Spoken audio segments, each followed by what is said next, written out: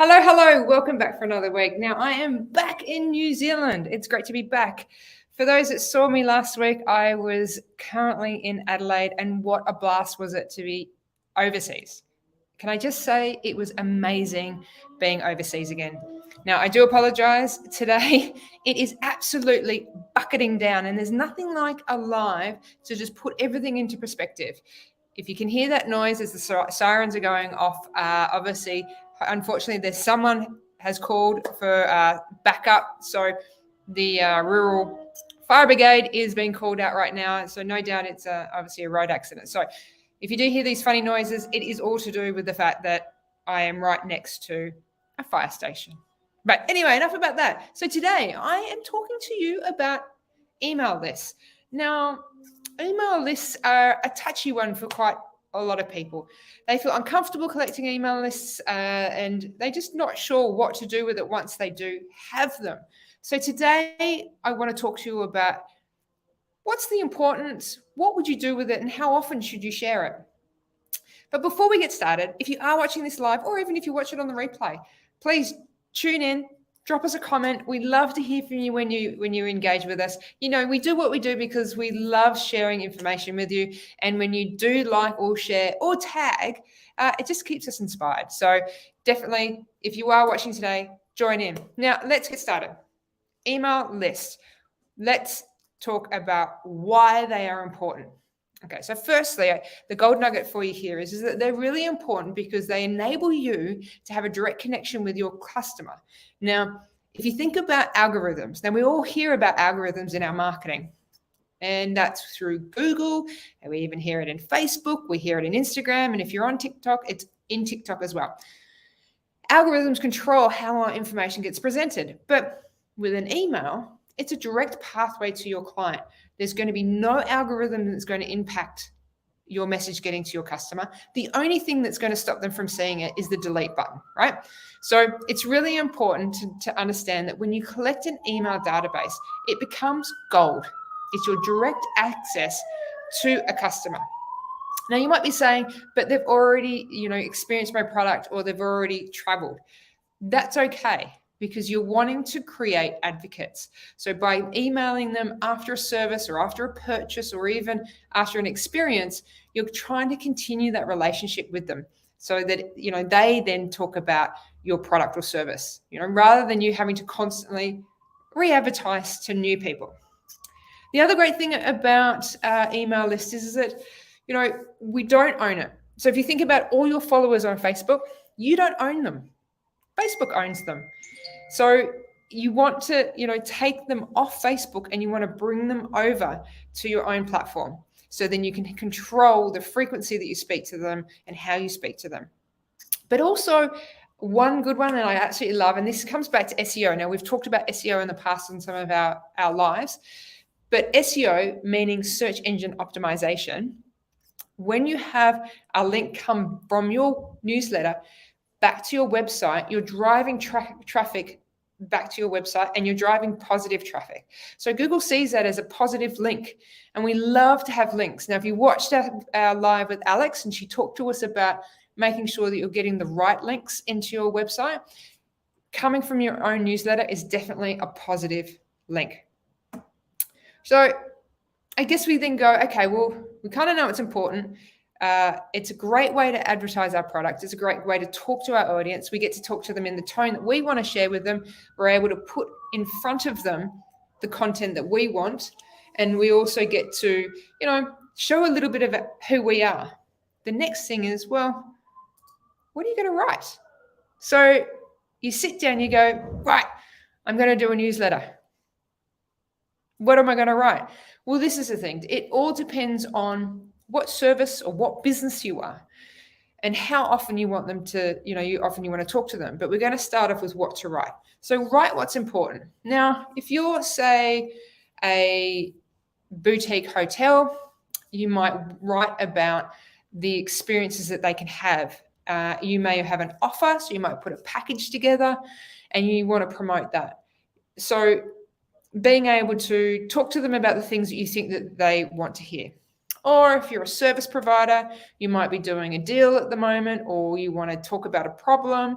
So for example, it's winter and you might be doing chimney sweeps.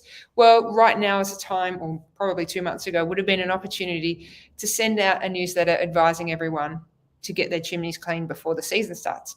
Or it could be something completely different, like if a regular newsletter about your Warren of Fitness, and you just happen to be a mechanic, and you just have this ability to send out emails, say a month before, and then you might do a follow-up after they've come and done their service.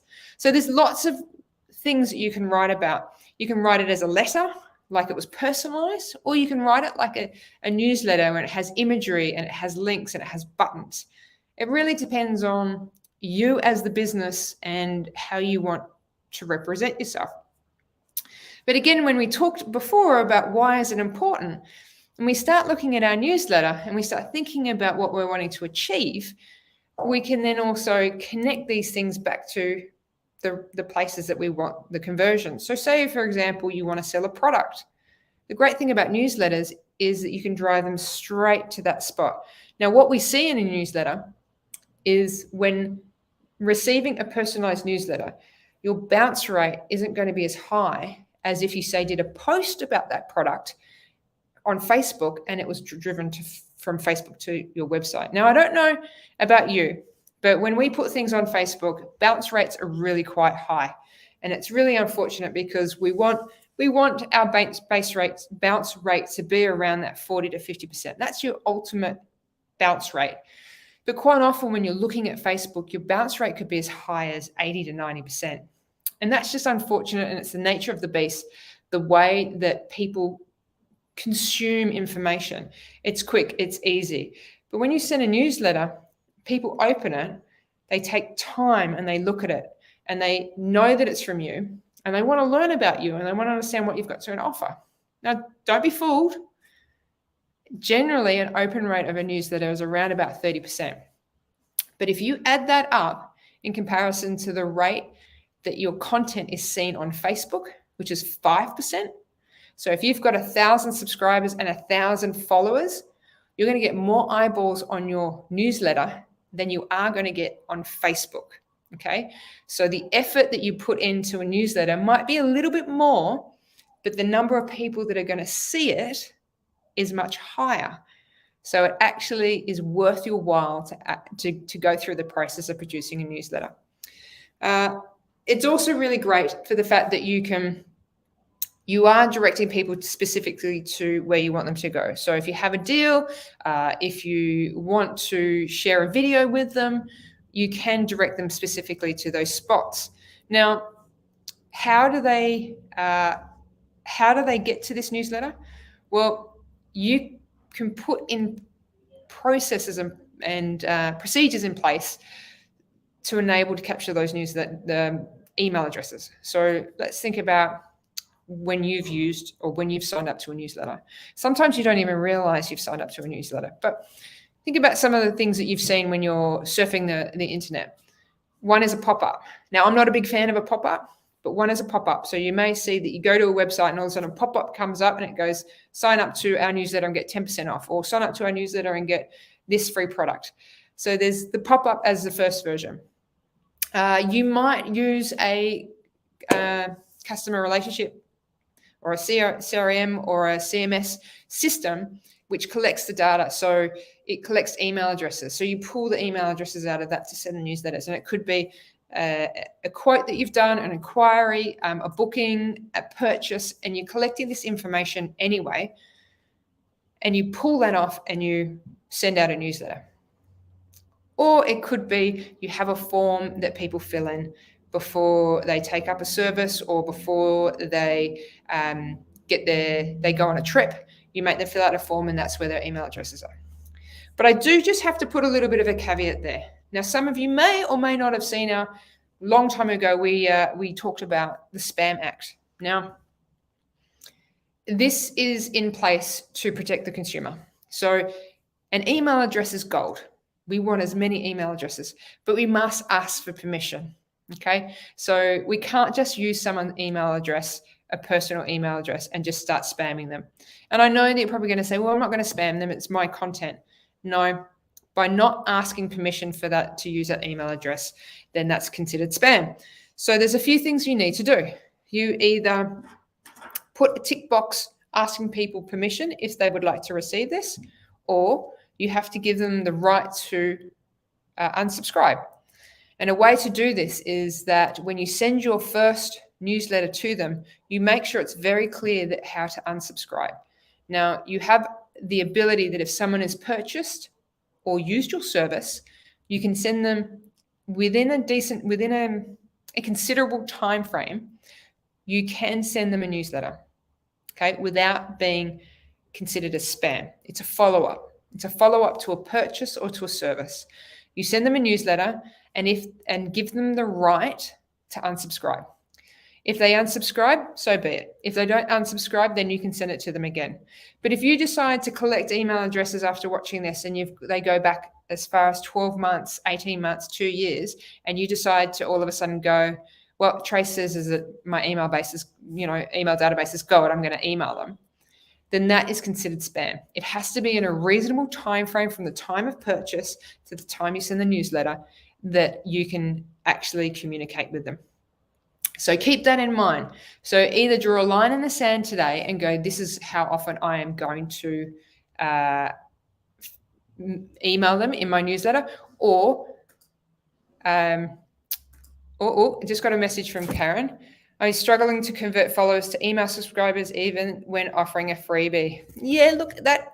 Now, Karen, can I ask you what type of freebie are you offering? Because there is a lot out there at the moment regarding offers. We quite see in the marketing space people offering, here's 100 ways to drive new business. Here is, download my forms to better success. There's lots of things out there. But also we have to remember that sometimes we're trying to fill a void to attract people, and it can sometimes come off not the right topic or the right need. So it's always hard when you're doing freebies. What's the problem you're trying to solve by providing a freebie? But I'd love to know, Karen, what type of freebie are you actually offering at the moment? PDF of this is great. PDF of my favorite apps that are relevant to my tours. Okay. Interesting. Okay, so you got me on that one. So obviously it's not enough of a draw card to attract people, or I'd love to know. I'm sorry, Karen, I'm going to keep asking you questions. So I'm assuming you've got this on your website, and on your website you're saying, sign up and you'll get this information, this PDF. So have you tried maybe just changing the way you word it? But I'll be, happy to have a bit of a look after this live and see what I think, because it is a tough one. When people can see right through people offering free things, and we've tried to do it here before, and look, it's tough. It is really tough. You've got to really offer some kind of value to people, even though it's value to you because you've put a lot of time in. It needs to be value to them. So it could be a matter of changing the words. Now, I don't know about anyone else. I have put my email address into lots of things, and I've downloaded the freebie, and I've realized it's been absolute nothing. I knew it anyway, or it was of no use to me. So it is hard. So when we do put a lot of energy into creating freebies to draw people to increase their database, it's really tough. Oh, that's a shame, Karen. It's not running at the moment. As I was going, I wasn't getting any. Yeah, that's understandable. And look, it is a tough one. We see people doing it on Facebook as well. It is tough trying to draw people away. There's lots of little different techniques when it comes to definitely attracting email newsletters. I much prefer, obviously, I'm not a big fan of the pop-up. Pop-up does get a little bit in your face. I have seen people get a pop-up when you go to close a website. I'm not quite sure about that. I heard recently when we had Tom online, he talked to us about the fact that Google might start penalizing people for pop-ups. So it's just, it's a tough one. When it comes to getting people to sign up, it's better to try and do it in an authentic way. So Karen, for you, you do a lot in that African space pre-COVID. Could it be that you're getting people actually to sign up to a free webinar where you actually talk? So using Zoom as a way to get them in and asking them a question. So you do 30 minutes where you actually present to them on one of your tours or what it would be like to travel with you. And that way you get people in. It's a lot slower, but it is a little bit more intrusive for you as the person having to deliver the workshops. And sometimes it is more about being that authentic and presenting yourself and putting yourself out the front that enables you to get those email addresses. So I'm going to then go to the last point, frequency of your newsletters. And this is a really difficult one because quite often people struggle. Now, we talk about frequency when we're looking at Facebook and how frequently we should be doing posts. And let's see, another one from Karen. Lol, you are now the third person to recommend webinars like Facebook Lives. Yeah, well, look, Karen, you know that I've been doing these. I have been doing Facebook Lives now for, actually this month is 2 years. So, and I can say that for me, I don't collect email addresses, but I definitely have seen the benefit of this authentic approach. And that's due to the fact that, we can say that these lives actually help us convert business. So we've picked up quite a considerable amount of business over the last 2 years, being able to support small businesses. And we know that what we do brings value. So Karen, I could highly recommend that you should try and do a webinar or a Facebook Live. Get outside of your comfort zone. You can do it. I know you can do it. So back to frequency. So a little bit like Facebook, people get a little bit nervous about how often they are posting, but it's really important to know that they are different. There are different segments. So if you are on Facebook, only 5% of your audience is seeing your post each time you post. So that means that there's more room for you to post. When it comes to a newsletter, you're entering into their personal space. You're going into their email address. They do not want to hear from you every day. They do not want to hear from you once a week. You need to pick your frequency based on, say, the frequency of purchase. So, for example, if you're in travel, they may travel once every 6 months, once every year. You could get away with emailing them once a quarter, but more likely once every 6 months is fine. So it doesn't actually become a really big burden. If you're a service provider and it's something that they do lots of, so let's say facials, eyebrow waxes for the women, guys, I shouldn't stereotype. You could do that monthly. You could definitely get out there and produce something monthly. And also the cheaper the product is, the more you want to talk about it, because you're wanting to constantly remind people, because cheaper products require volume. More expensive products don't necessarily require the volume. You don't want to be considered to be, too over the top or spammy. So just keeping in mind that understanding what your product type is about, how often they actually would purchase or use your product, and kind of fitting into when you think that might suit. So, seasonal changes, if it's financial year and you're an accountant, of course, you're going to send something out leading up to the end of financial year, and then you might do a half-year check-in. You might even do something a little bit more frequently, just because you want people to be educated about your products or services along the way. So just recapping on those three things. So we talked about why is it important to have an email list. It's important because it's about your visibility. It's about another channel and the fact that you get into your customers' inbox without any algorithm impacting it. And you can really tailor the content to where you want it to go. It also has great links. It's good for Google. And even if 30% of your database open that, then that's 30% more people that you had before actually sending that email. So Google loves it. You can also then take your content and put it onto your website. So if people do miss it, then they can go and have a look at it later, and you can create it as a news article.